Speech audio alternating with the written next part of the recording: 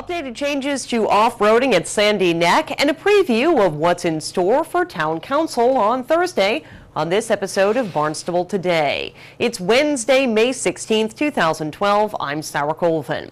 Well, it will soon be time to take that four-wheeler on the shores of Sandy Neck, but ORV enthusiasts must be aware of some slight changes to the parking configuration at the beach this year. The Sandy Neck Board heard updates to the proposed plan at this week's meeting. Everyone is aware we've had several discussions regarding, the safety issues and the amount of folks that are utilizing the beach. All of these items that you see listed in this particular document are a result of the public input that we've had, and trying to take and manage the safety aspect, the overcrowding aspect, and the fairness of for all users to have access to the beach. What this specifically addresses is those times where there are beach closures, okay? And it's a management tool that allows the park manager to, utilize the conditions that are presented during a high traffic, limited beach type of a situation. So it's something that I believe that Nina wants to talk about a little bit more, but I think the letter you have is self-explanatory. So again, our ORV permit sales have increased 40% in the last 9 years. Camping use has increased 55% and day use has increased 50%. That is a lot of vehicles on the beach. The concern is safety. Everything. Safety trumps everything. I am very, very strong about that. And I'm not going to have this conversation after something happens on our beach. I'm having this conversation now. And we started this conversation in February. And we listened to the board's comments. We listened to the public's comments. It was a very constructive, in my opinion, a very constructive conversation, a very respectful conversation. Everybody loves the beach. Everybody respects the beach that came and spoke, and I do really appreciate that. But ultimately, we do have to start addressing this. We are already up 37%. Part of that's the weather. Part of that is a lot of new people and a lot of new people with campers trying to get on our beach already, and it isn't even Memorial Day weekend. So in order to be proactive, I looked at all the comments and listened to what the board had to say, and I came up with a couple of changes that we're going to do for 2012. And again, this is only when we have beach closures. You guys just do what you want to do when the beach is, well, not quite. But you just park wherever you want when the beach is open. No, I didn't say that. When we have 4.5 miles of beach, we're all happy. Let's face facts. We are all happy, and it's a fun time to manage the beach. But it's when we have beach closures. Hopefully, our beach closures will be at 1.5 miles. It could be at 0.3 miles. We have to look at it at that possibility. And when that happens, what we're going to do is we are going to create camper areas.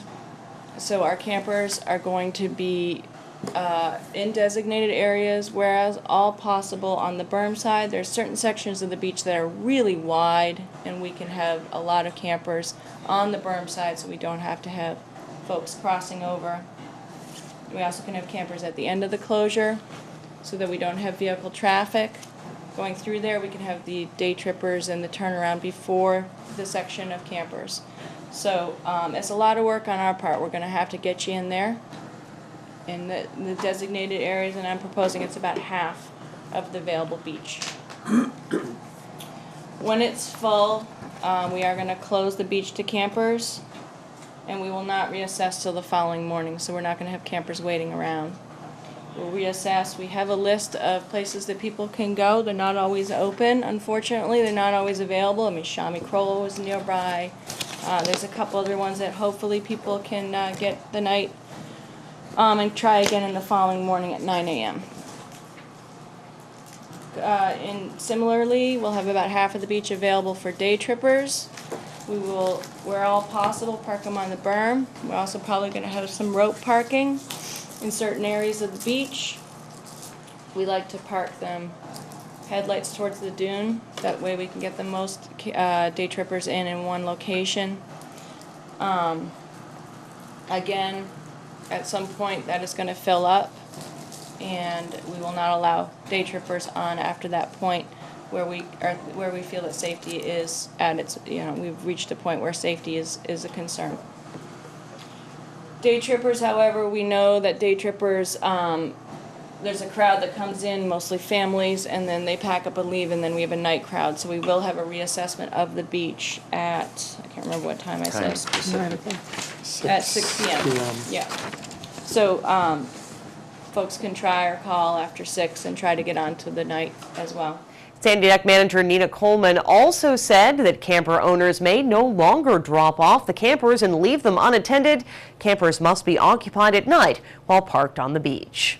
Town Council meets this Thursday night. Acting Town Manager Tom Lynch and Finance Director Mark Milne will make the annual budget presentation. Barnstable Energy Coordinator Richard Elrick and Charlie McLaughlin, President of the Cape and Vineyard Electric Cooperative, will make a presentation regarding CVEC's Phase 2 solar plans in Barnstable. Also on the agenda is an item that could change Acting Town Manager Tom Lynch's title to simply Town Manager. Council could appoint Lynch as Town Manager. Lynch and Council Vice President Jan Barton were asked about that item at this week's Town Council press conference. Committees meeting, Town Manager Search Committee and Acting Town Manager Negotiation Committee. And they had been working, because it's a personnel matter, in separate executive sessions. And what we did, what Council President Chirigotis decided to do so that everybody could be on the same page was to have an executive session with the entire council and the two committees, which are comprised of council members, to discuss everything, to be able to discuss everything. And this came out of that committee. Yeah, I think if they take an affirmative vote on Thursday, then I think they would suspend the search at that time, but that would be that'd be my understanding of the Town Council meets Thursday night at 7 p.m. right here at Town Hall, second floor hearing room. The meeting airs live on Channel 18. Barnstable This Morning is changing, and we've got details for you right now. I'm Sarah Colvin. And I'm Melissa Chartrand. Barnstable This Morning, the town's daily news and information program, is about to change. Here at Channel 18, we're committed to bringing you the latest in news and information about our town, whether it be town council decisions, changes to policy made by our 40-plus boards and commissions, or our town leaders answering the questions you have. We're here to keep you informed. For more than 2 years, Barnstable This Morning has featured interviews with our town leaders like Town Manager Tom Lynch, DPW Director Mark Els, and Town Council President Fred Chirigotis.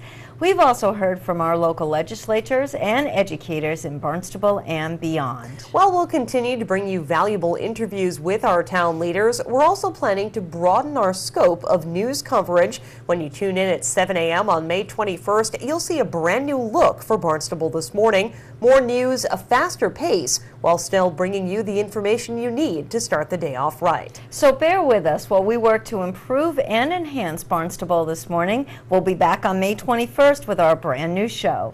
In the meantime, enjoy our Barnstable Today news program. We look forward to keeping you up to date right here on Channel 18.